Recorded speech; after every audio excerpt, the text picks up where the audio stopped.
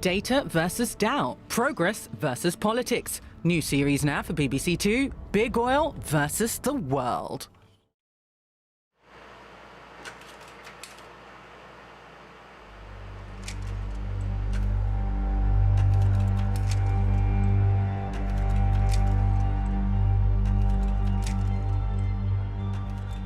For more than 150 years, oil and gas has played a critical role in our society, improving human lives, raising standards of living, and enabling unprecedented economic growth.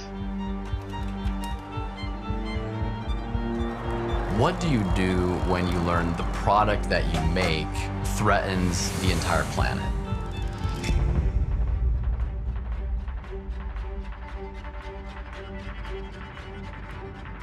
We already knew it would be a catastrophe. So this was a model from 1982 with startlingly accurate projections into the present That's day. correct. The question came up, what are we going to do?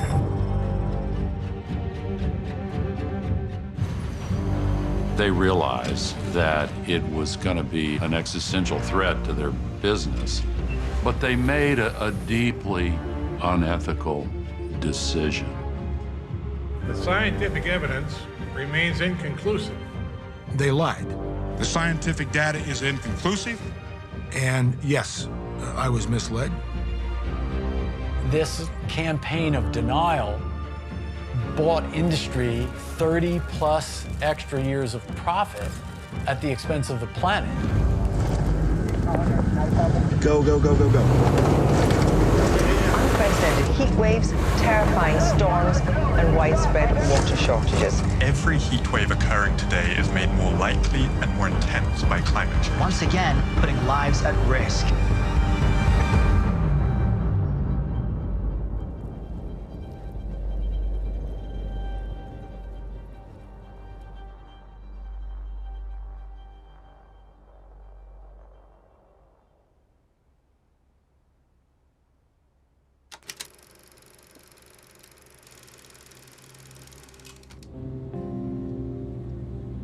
In 1978, my wife and I was just engaged 6 months prior, so we were going to get married a year after I graduated from college. I was kind of awkward, a little bit reserved. I was definitely a nerd. I mean, I grew up in a blue-collar area in Queens. I went to Cooper Union, and Cooper Union was very well known. Not to toot my own horn, but you had to be pretty good to get in. So we were a draw for Exxon. Exxon had a recruiting program. They would go to colleges all around the country, and every year they would take the best graduates from my school. And so when Exxon offered me a position in their research division and doing environmental monitoring, for me it was a really good fit. And the salary I got offered was about $18,600, which in those days was a lot of money for somebody fresh out of school.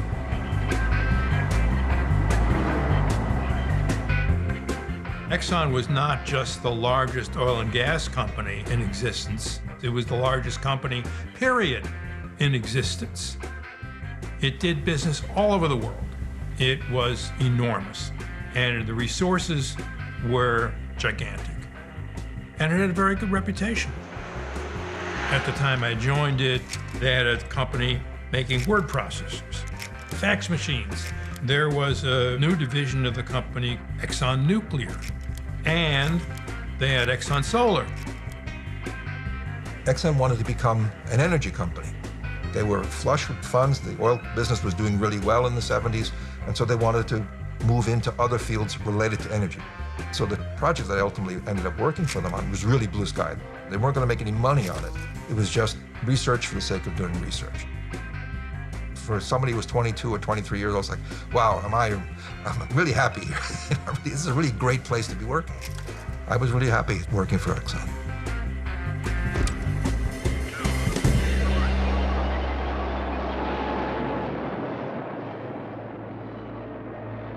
Back in the mid-70s, I was working for NASA. It was a very exciting time because NASA was sending probes all over the solar system. And information that was coming back was very interesting, things that we never knew. For example, we found out that Venus was very hot It's at least 700 degrees there. And the most plausible explanation came from the composition of Venus's atmosphere. Venus is almost 100% carbon dioxide. There was a kind of unified idea in the terrestrial planets of our solar system that the greenhouse gas warming was caused by high concentrations of carbon dioxide.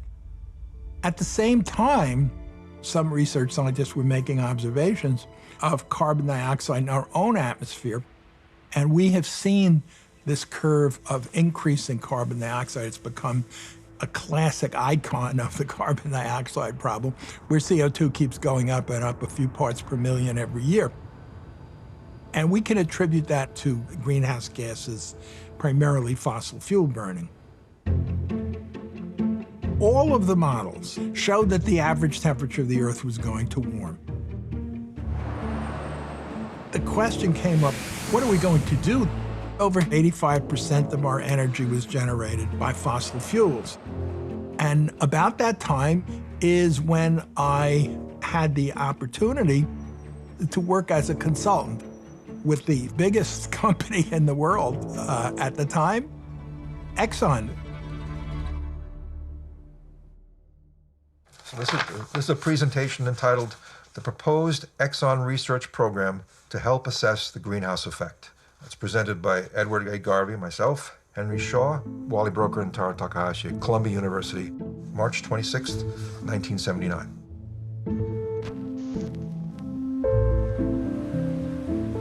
Exxon wanted to do research related to climate change, but they wanted it to be recognized that something that Exxon can contribute that was unlikely anybody else could do.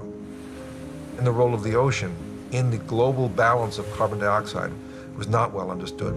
And so Exxon saw an opportunity using an oil tanker to involve itself in that line of research and make a really significant contribution to the understanding of the global cycle of carbon dioxide. Program goal: use Exxon expertise and facilities to help determine the likelihood of a global greenhouse effect. I wasn't dying to go to sea. I was a city kid and I wasn't a sailor. But I think I understood from the very beginning that the oil tanker was going to be my baby, so to speak. I was going to make it work. Rationale for Exxon involvement: develop expertise to assess the possible impact of the greenhouse effect on Exxon business. Form responsible team that can credibly carry bad news, if any, to the corporation.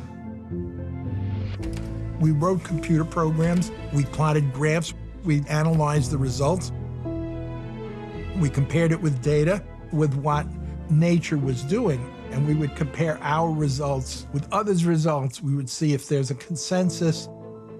Those papers would then get presented at meetings, and it would sort of be this sort of brick-by-brick advance in our understanding of how the system worked.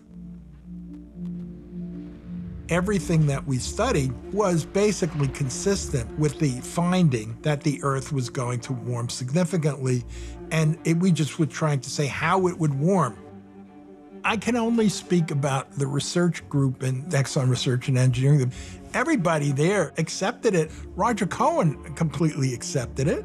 Roger Cohen, who was the manager of the group that I was consulting for, passed a lot of our results on to higher levels of management, because that's what this is. He's writing to his boss about what the guys working for him are doing. There's unanimous agreement in the scientific community that temperature increase of this magnitude would bring about significant changes in the Earth's climate, including rainfall distribution and alterations in the biosphere. Our results are in accord with those of most researchers in the field and are subject to the same uncertainties. There were uncertainties, but the uncertainty was when, how fast.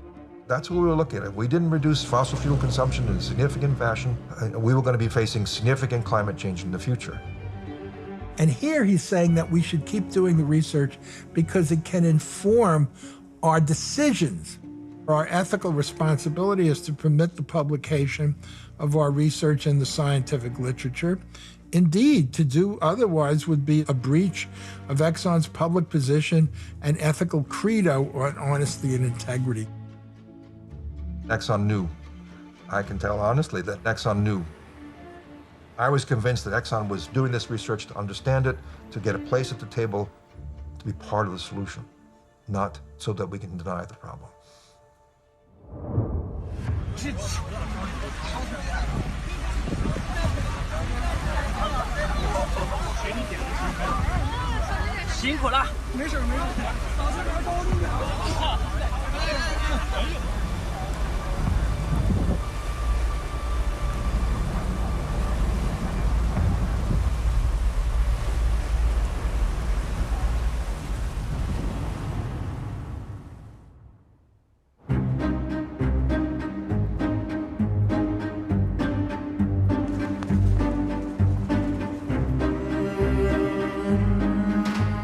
Sometime in the 2000s, Exxon gave their archives to the library at the University of Texas.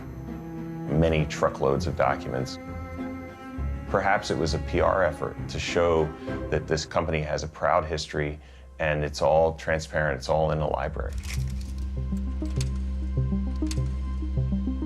And so it was a revelation when these two teams of journalists, one from Inside Climate News and another publishing in the LA Times, uncovered documents showing how deep the conversation was about climate change within Exxon. By the 90s, they were the kingpins of denial, but we had no idea that they actually knew the science. I've become a curator of documents, and the evidence from the documents is that many industrial sectors were studying this independently. Members of the auto industry, including GM, the electric utilities and coal industry. But Exxon had a deeper program.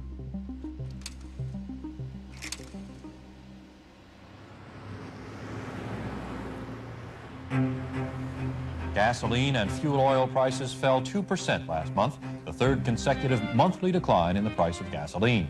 That set the stock market skidding into its worst loss in 3 months. The oil world is in a state of shock at the moment. Now we're in 1982, and in 1982, oil prices dropped abruptly. The bottom fell out of the oil market, and so Exxon was having a hard time staying profitable, and it began layoffs. One of the things that was dropped overboard was a tanker project. Basically just said, the market's too poor, we no longer can afford this level of research. We're going to keep the modeling team together and shut down the tanker project. And by 1984, Lee Raymond was senior vice president with broad oversight for Exxon Research and Engineering. Raymond believed Exxon would always be an oil and gas company. It would never be anything else. I know that Exxon did some really good climate-related modeling work and was still funding research at Columbia University. But effectively, they turned the corner and the place that I worked in was gone. When Exxon retrenched and sold off its research in lithium batteries, sold off its solar energy, it's like you're throwing out the baby with the bathwater. These are all important lines of research for the potential for the company, and you're just getting rid of them. You're not trying to shrink them down, saying, okay, we have to make do with a smaller budget. No, this is gone. We're done with this, we're done with this, we're done with that. Alternative fuels. There was a time in the late 70s that your company spent a lot of money at that time to say, is there an alternative fuel that will work so that we don't have to burn fossil fuels and put all that CO2 in the air? We were the first oil company that really spent a lot of money looking at all that. And the results were what? None of these technologies, and we looked at everything. I mean, we looked from soup to nuts, that none of these technologies were going to be competitive against oil. Financially competitive. Right.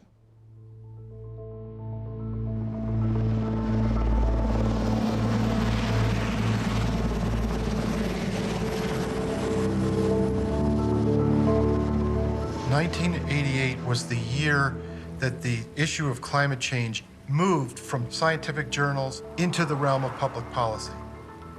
I was a 26-year-old on the lower end of the totem pole in a Senate office. And Senator Wirth said, you want to work on the environment because that's where all the action's going to be. Our climate is changing very dramatically, and it's time for us to start acting on it. You know, we identified early on how important this was, and you know, we're probably one of the first to bang away at it. Senator Wirth said, I want to write a piece of legislation that addresses global warming. The first person I reached out to was Dr. Hansen, distinguished senior scientist at NASA. A lot had changed between the middle 1970s when we first got interested in the problem and the 1980s, the late 1980s, because the real world was beginning to show signs that humans were affecting climate. That implies that we're really going to get a significant change a few decades downstream. My response was pretty immediate. This is a big deal. You know, we need to get working on a hearing. Seattle and other parts of the Northwest had their driest February in history. Irrigation reservoirs are 40 to 85% below normal levels. By the spring of 1988, there was a full-scale drought. The earliest fire season in memory has been declared. It was my perception that the media wanted to explain this drought and seemed to be at a tipping point on the issue of climate change. The evening before, I was lying on my bed in a hotel in Washington writing my testimony and listening to the Yankees baseball game. And I wrote my testimony out by hand. I do think that scientists have a moral obligation to point out the implications of their findings and try to do it as clearly as possible. I had a sense that it was going to be a good hearing and that his statement would be important. You could feel it in the room that this was a significant moment. I would like to draw three main conclusions. Number one, the Earth is warmer in 1988 than at any time in the history of instrumental measurements. Number two, the global warming is now large enough that we can ascribe, with a high degree of confidence, a cause and effect relationship to the greenhouse effect.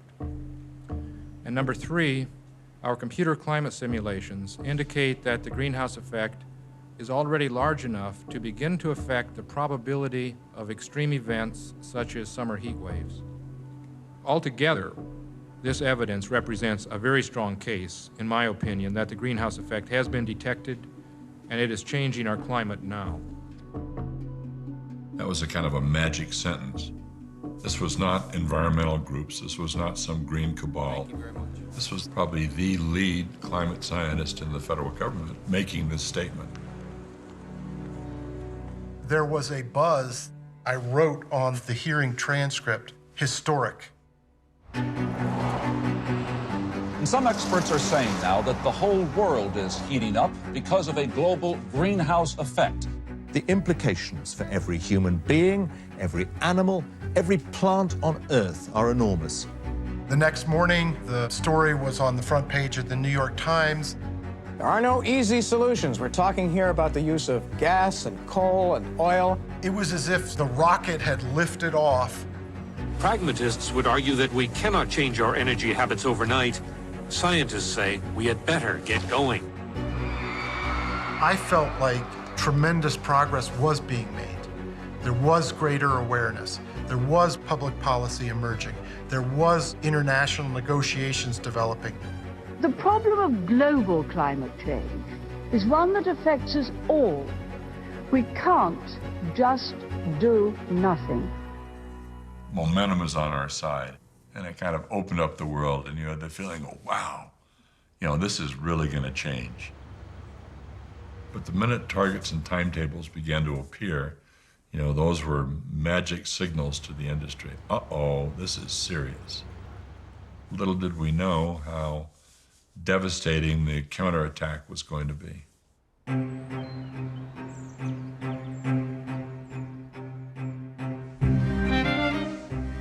I've collected documents from every place where I've worked. My basement looks like a trash bin and a fire hazard, but nevertheless. I'm Terry Yossi. I'm Vice President for Health and Environment at the American Petroleum Institute. I want to thank you. API at that time was tremendously influential. It was chief lobbying organization for the petroleum industry and had representation from some of the major oil companies, Exxon, Mobil, Chevron, Shell, BP, companies like that. By early 1989, the newspapers, the television networks were bombarding API with questions such as, well, what do you think of Hansen's testimony? What is your view of climate change in general? What do you think needs to be done about climate change? Terry, what do you make of all of this?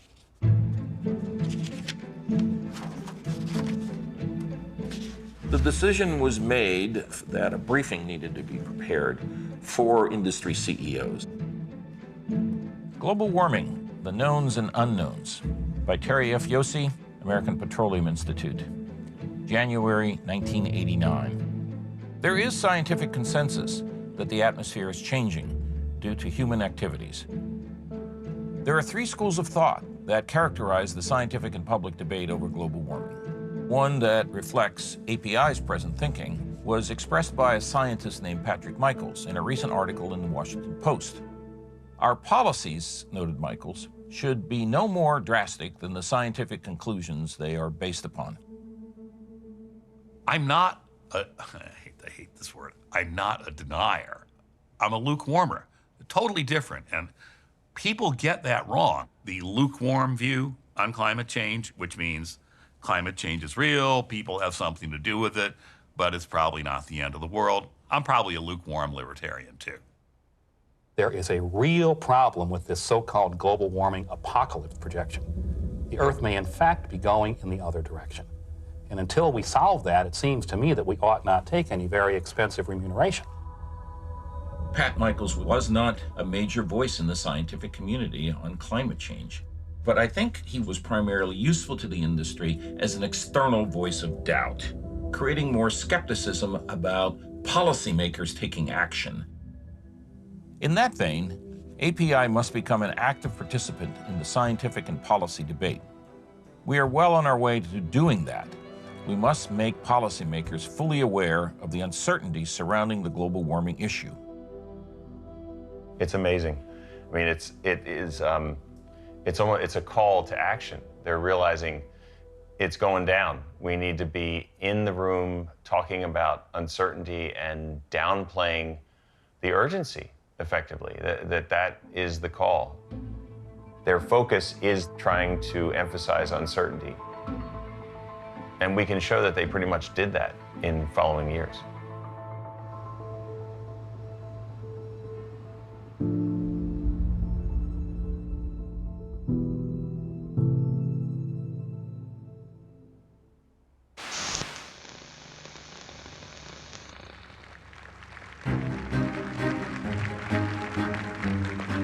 The man standing beside me today has what it takes to lead this nation from the day we take office. Senator Al Gore of Tennessee.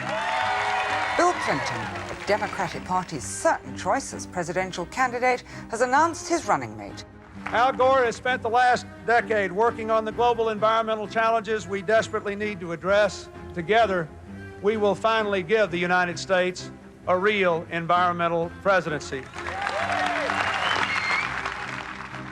Now you're in the White House, Yeah. having spent years working on climate change. Did you feel a sense of responsibility? Oh, absolutely. That's why I was on the ticket. That's why I agreed to run.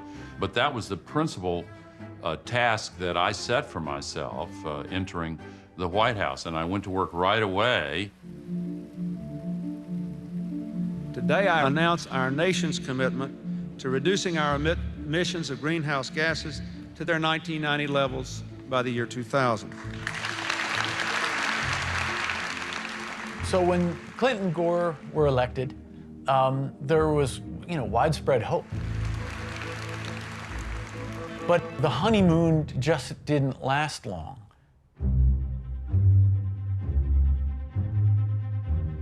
I remember seeing in the press this skeptic, Fred Singer, saying global warming was not a problem for the planet.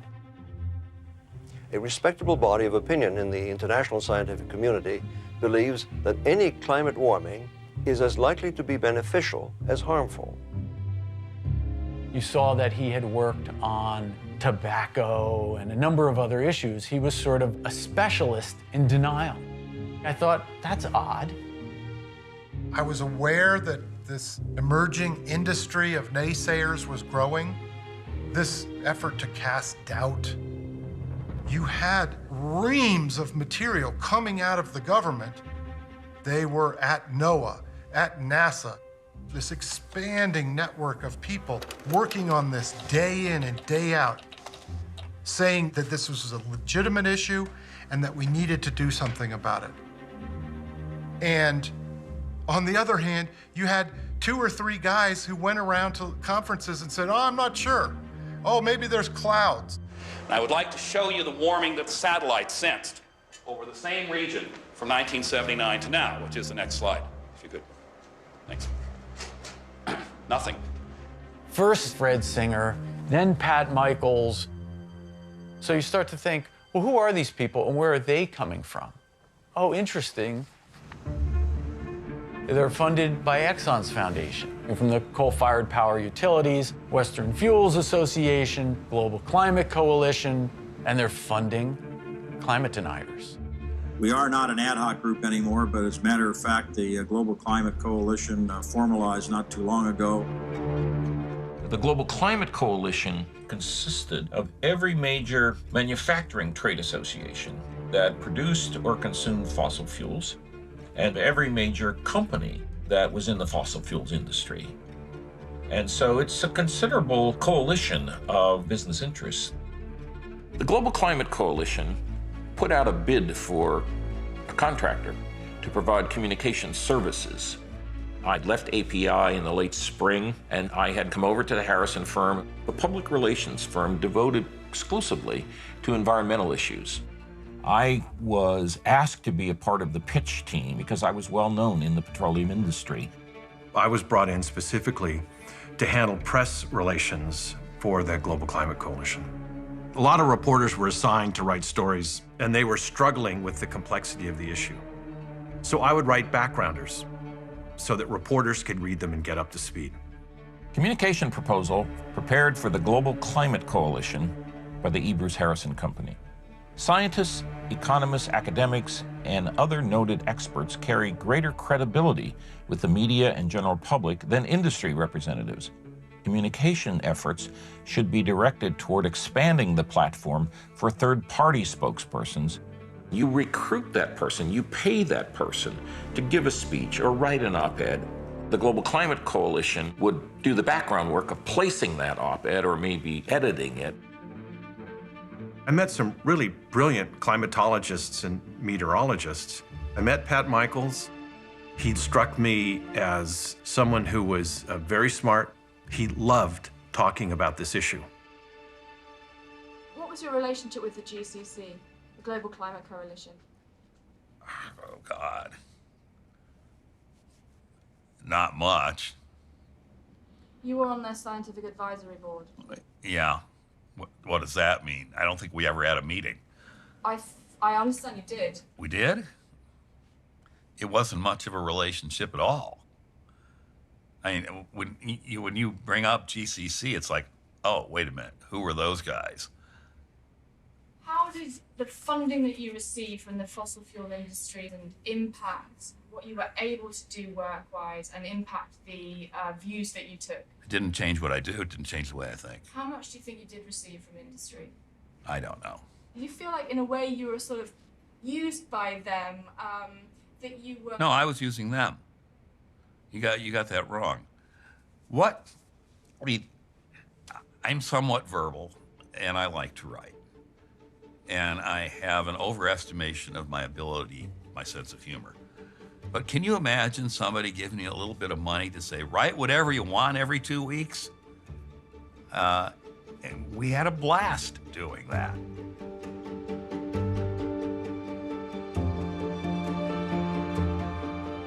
We weren't doing what we were told, we were doing what we wanted.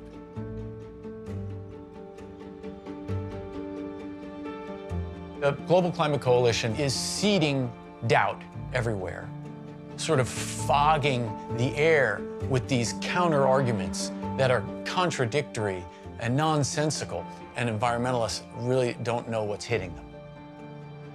Did it cross your mind or give you any kind of late-night worries that you were being paid by a group that had a vested interest in delaying action, blocking action, creating doubt in the minds of the public and policymakers? The backgrounders I was writing, the narrative that I represented as the communications lead for the Global Climate Coalition was not a popular narrative. There's no question about that. There was a lot we didn't know at the time. And part of my role was to highlight what we didn't know. You want to make an assumption that it's a meritocracy.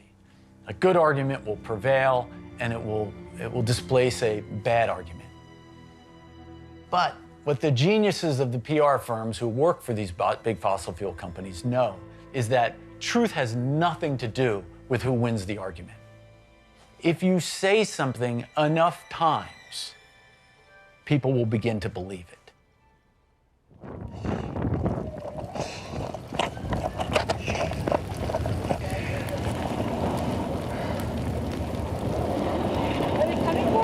Come on.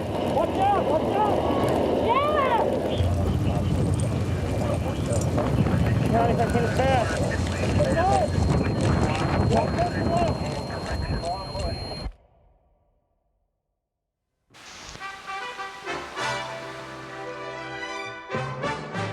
Finally tonight, some new word on the temperature of the world. Charlene Hunter-Gault has that story. It's warmer than ever, and last year set a record. That's what British meteorologists reported today. The Met Office says the last 12 months have been the warmest since records began in the 17th century.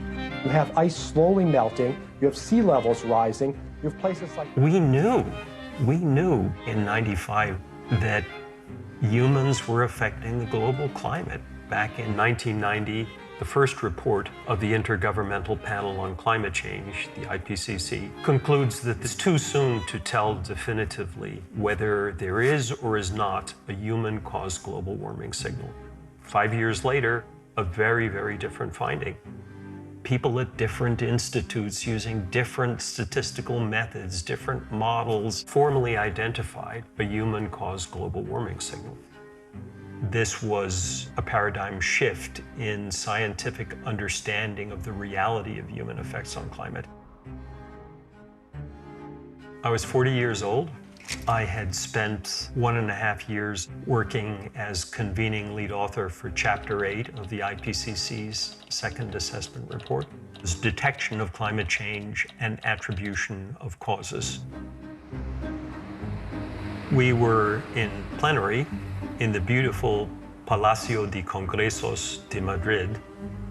Some of the industry scientists were involved in the process. Haroon Keshki from Exxon was there from the beginning of our work on Chapter 8 right through to the end. The Global Climate Coalition and the Saudis and Kuwaitis dominated the plenary sessions, saying if you say something's uncertain, then it can be overturned, which led to all of these sometimes heated exchanges because uncertainty is an irreducible part of climate science.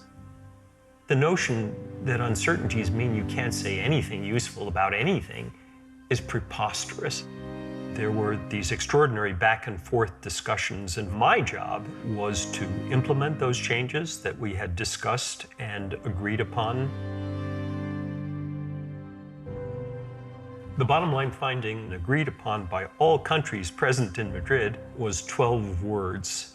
Quote, "The balance of evidence suggests a discernible human influence on global climate," unquote. Madrid was a triumph of the science. The science won. It was a big deal. Hi, I'm Joey Chan. An international panel of scientists agrees we can blame ourselves for global warming. Madrid, where 2,500 scientists from around the world have finally agreed with one another and are convinced that burning oil and coal is causing the world's temperature to rise, which may bring with it environmental disaster. How do you think this is going to affect policy action on this? Because certainly ammunition for those that would like more government regulation of industry to move away from fossil fuels to other forms of energy. In retrospect, those 12 words were the handwriting on the wall.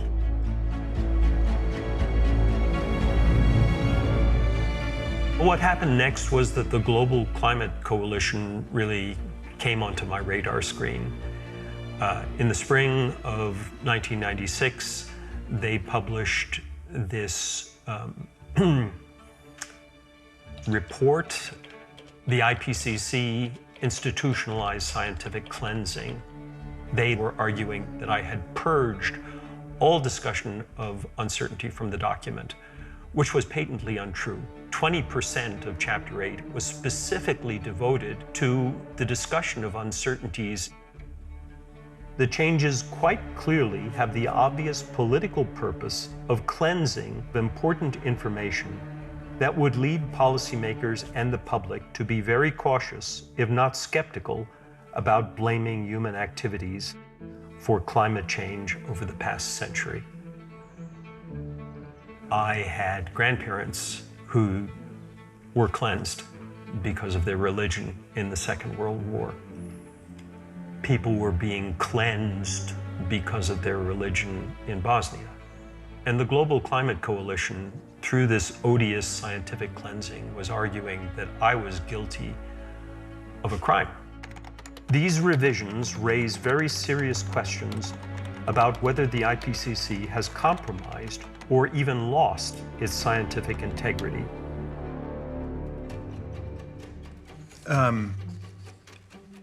I certainly had probably a role in the creation of this. There's a level of detail here I don't remember. But what I do remember the gist of this, where things were said at one point in the process and then they disappeared at the next. And that struck me as troubling. And so I noted that to the folks in the coalition. This stuff caught on like wildfire. Patrick Michaels devoted substantial time to amplifying the Global Climate Coalition's allegations. Others picked up that report and repeated bits of it verbatim. Things became worse when Professor Frederick Seitz wrote an op-ed in the Wall Street Journal. I was accused of the worst abuse of the peer-reviewed system that Professor Seitz had seen in his 60 years as a scientist. Folks who were calling for my dismissal with dishonor from my position. A gentleman intimated that I was about to be indicted by the Hague International Court of Justice for, quote, falsification of international scientific documents, unquote. I was in a fight for my professional life. It was a very lonely place. That document set in motion a number of public attacks on the lead author of that chapter. He was particularly shaken by the accusation that he was guilty of scientific cleansing. He found that. Yeah, that wouldn't have been terminology, by the way, that I would have used. How this was used and what others did with it was outside of my control and purview. And it troubles me to hear that this had such an impact on an individual. That's not something I would want to do to anybody. This attack on individuals, on their integrity, decency, honesty, involved high personal cost. And the Global Climate Coalition knew what they were doing. Sow those seeds of doubt and watch them grow and mature. And they did. In the mid-90s, after he becomes the chairman of the board of Exxon, Lee Raymond is an ardent denier. But scientific evidence remains inconclusive as to whether human activities affect the global climate. And here he is absolutely refuting what his own scientists knew. Global warming, who's right? Facts about the debate. He's coming out strong, saying it's so uncertain, we should research it, but we shouldn't take any action. What's the date of this? My God. Is this 82? No, this says 1996. I am just flabbergasted by this. The unproven theory. This policy, if implemented, has ominous economic implications, yet scientific evidence remains inconclusive as to whether human activities affect global climate. It's just total baloney. This person should never be the CEO of an energy company. I think it's outrageous that he would say such a thing because he has a world-class climate and carbon cycle research group in his own laboratory in Exxon Research and Engineering. He could pick up the phone and ask one of the people in that group if that statement is true, and they would tell him that it isn't. He's using something which is a lie to justify a policy which is bad for the world. And I would have to say that on an ethical basis, it's actually evil. I think he should be ashamed of himself. And I think he should apologize to the world for saying that.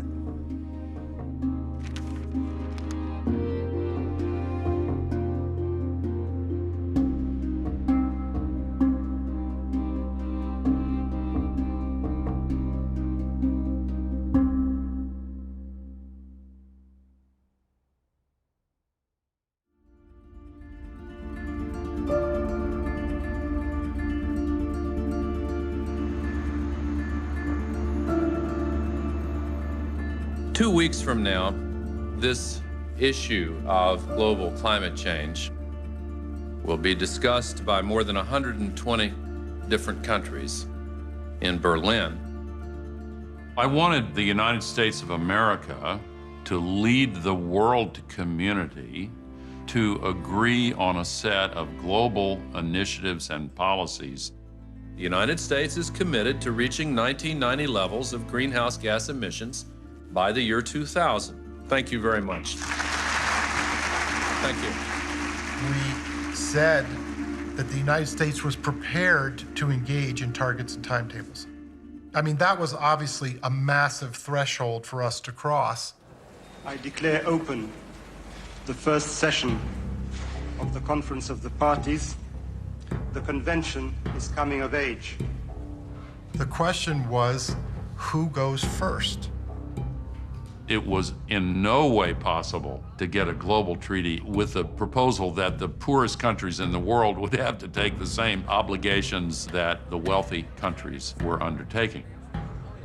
And the idea was those who developed the most and had contributed historically the most to the problem should step up to the plate first in the effort to reduce emissions. I should bang the hammer now. That was the formula that the world agreed was the only way to make progress toward a truly global agreement. He will be calling on all the developed countries to agree a figure of between 5 and 10% below 1990 levels. At a follow-up in Kyoto, Japan, negotiators hope to agree on binding limits. The negotiators did agree they would exempt developing countries from the caps negotiated in Kyoto. But the fossil fuel companies took that feature of the agreement and made that a bête noire. They made that a politically salient issue that they used to great effect.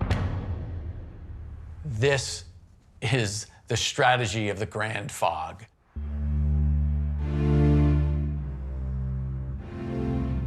This is a plan from the PR firm E. Bruce Harrison after Berlin prepared for the Global Climate Coalition, July 11, 1995. Third-party recruitment and op-ed placement efforts will continue, although with a new emphasis on economists. There are firms that they can pay who will say, you know, solving global warming will cost lots of jobs, there'll be higher energy costs.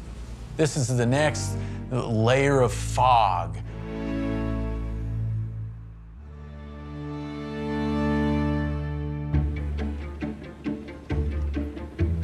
In 1996, I finished up grad school and accepted a job at Charles River Associates.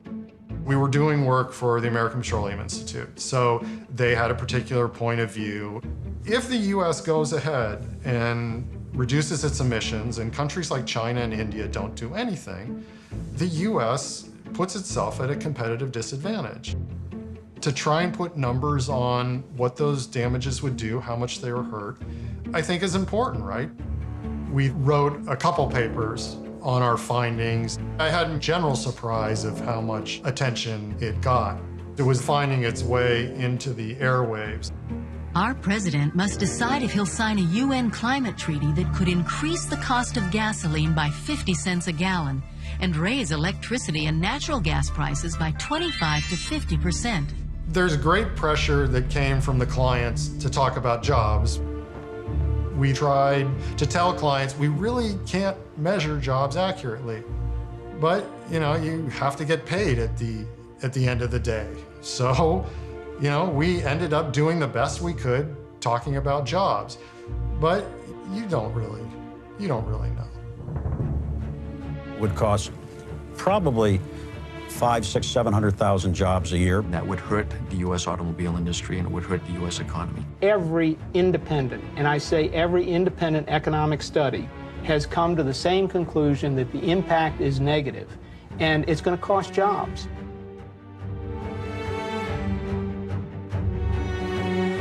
I had misgivings about just telling half the story, right? What do we get? If we reduce emissions, we get less damage from climate change, right? And we're not putting that in there. Yeah, I wish I weren't a part of that, looking back. I wish I weren't a part of delaying action. Clearly on the wrong side of history.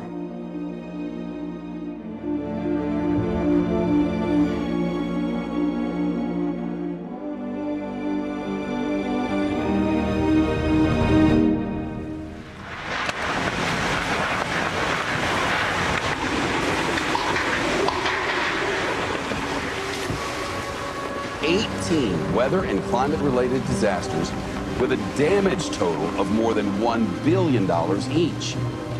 Now scientists warn these natural disasters could push the nation's infrastructure to the brink. The International Monetary Fund's job is to spot the economic dangers that lie ahead. It believes that climate change is one of them.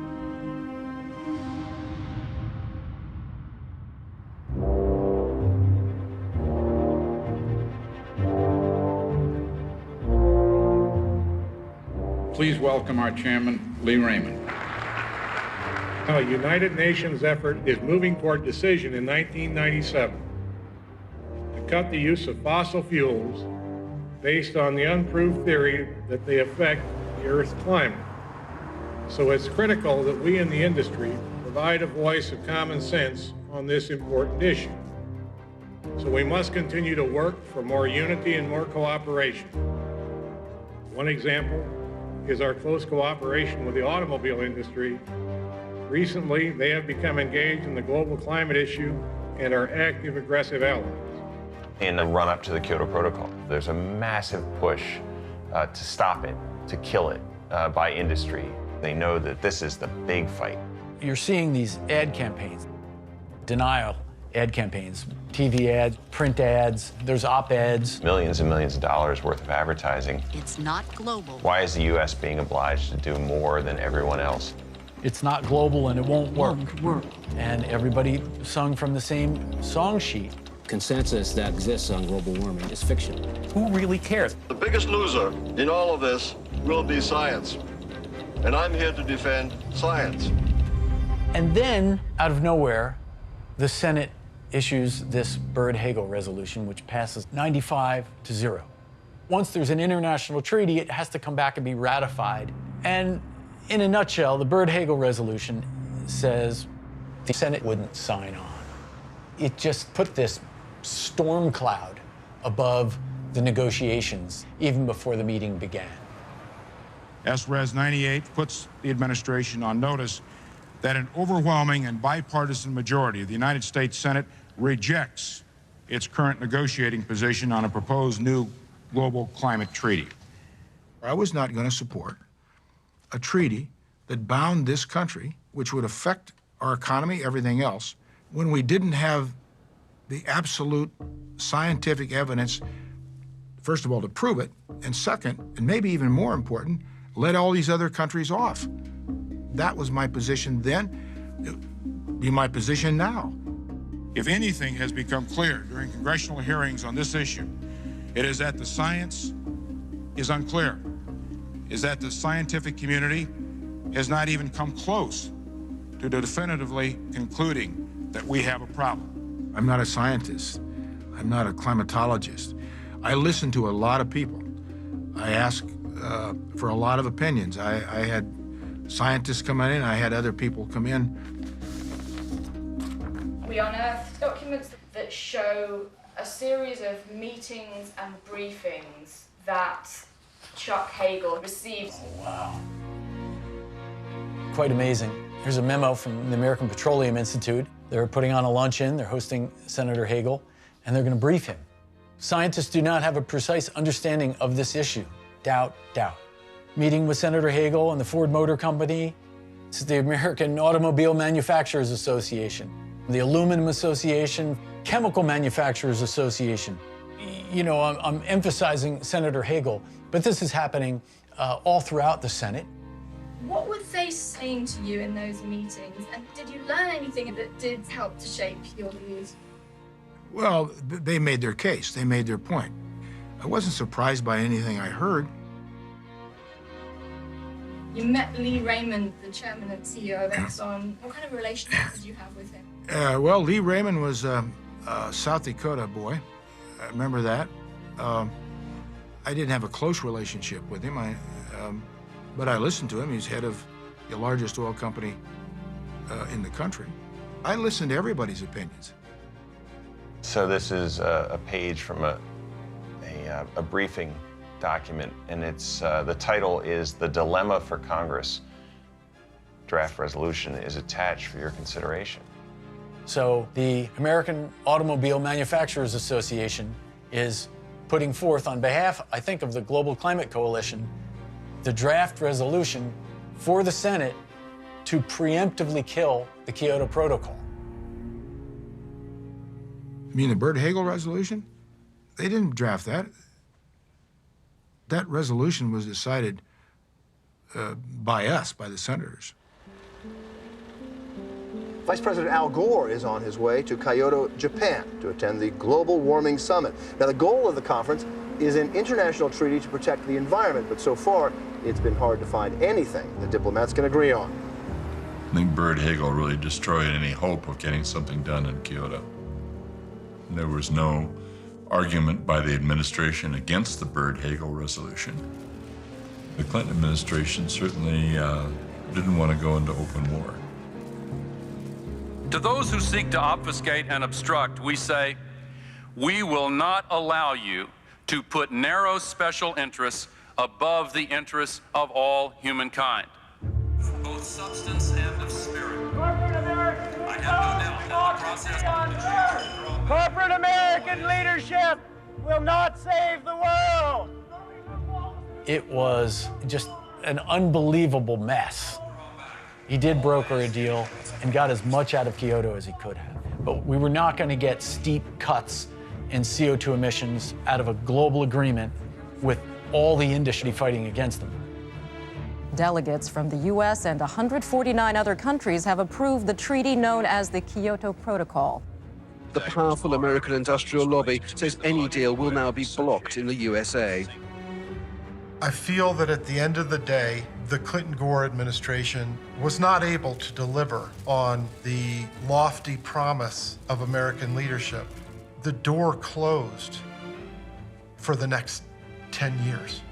So it was a significant missed opportunity. They won the battle. I was intent that they would not win the war. It became clear to me at that point that it was going to be a longer war.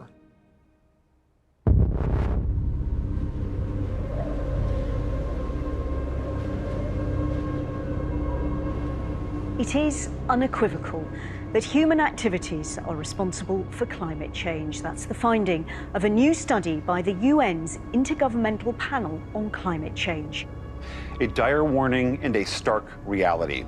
The head of the UN referred to this as code red for humanity. Global temperatures are the hottest in 100,000 years, and many effects of climate change are already irreversible. If we want to avoid catastrophe, we have to drastically cut emissions now. We now know that Exxon was making a concerted effort through the 1990s to cast doubt, even though their own scientists were telling them that climate change science was sound. Do you feel that you were misled? Well, what we now know about some of these large oil companies' positions, they lied. And yes, I was misled. Others were misled. When they had evidence in their own institutions that countered what they were saying publicly, I mean, they lied. If they had said then, if they'd held their hands up then and said, yes, this is real, could it have been different? Oh, absolutely. It would have changed everything. I think it would have changed the average citizen's appreciation of climate change.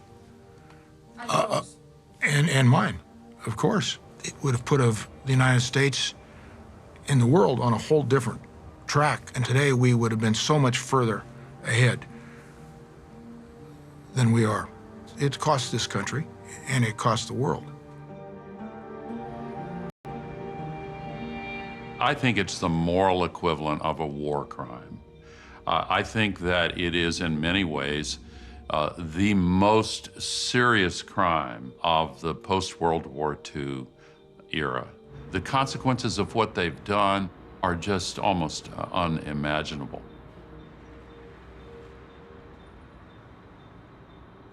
My name is Darren Woods. I'm the Chairman and Chief Executive Officer of ExxonMobil Corporation. ExxonMobil has long recognized that climate change is real and poses serious risks. But there are no easy answers.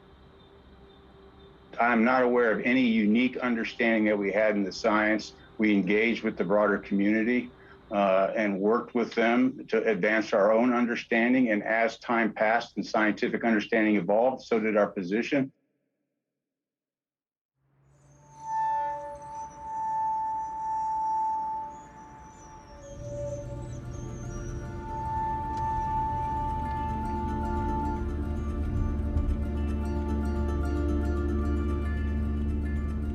I'm 83 years old.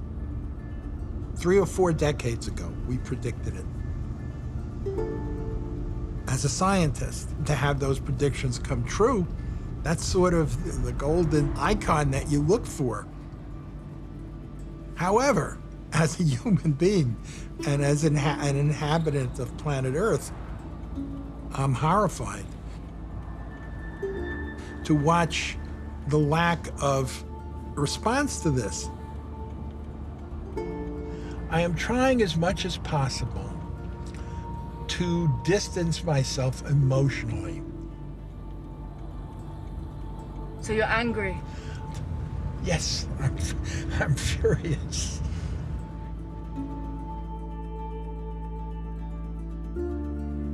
It's heartbreaking to me. I saw all of that potential there, at least at that point in time, to really solve the problem in many different ways. Had Exxon chosen to pick up the ball then and begin to lead, the discussions would have been about how to do it. We had solar scientists doing research. We had lithium battery chemists doing research. Think of how important these sciences are to the world currently. Parts of the world are going to suffer enormously, unnecessarily so, and for something that we could have done something about. Not doing anything for decades, that's just squandered time, and we're going to pay for it.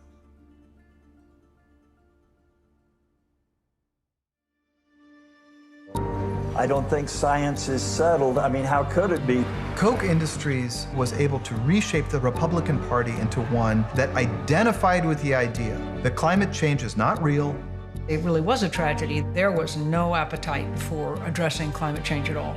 You were generating so much money, you could forget everything else. The climate skeptics and denialists were in a position of strength. In every decisive fight, we had won.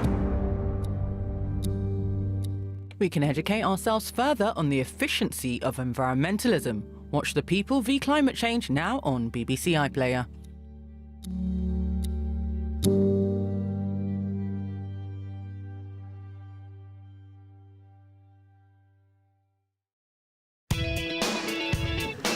We are back in full thrilling, not for everyone. 60 Minutes are sending female reporters to war zones.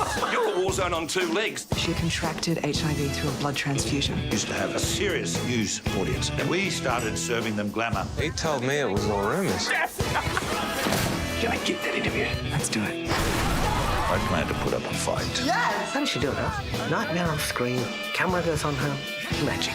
I always come good when it counts. You're incredible. The Newsreader. Watch all episodes on BBC iPlayer. It's a rum thing, it's a rum thing.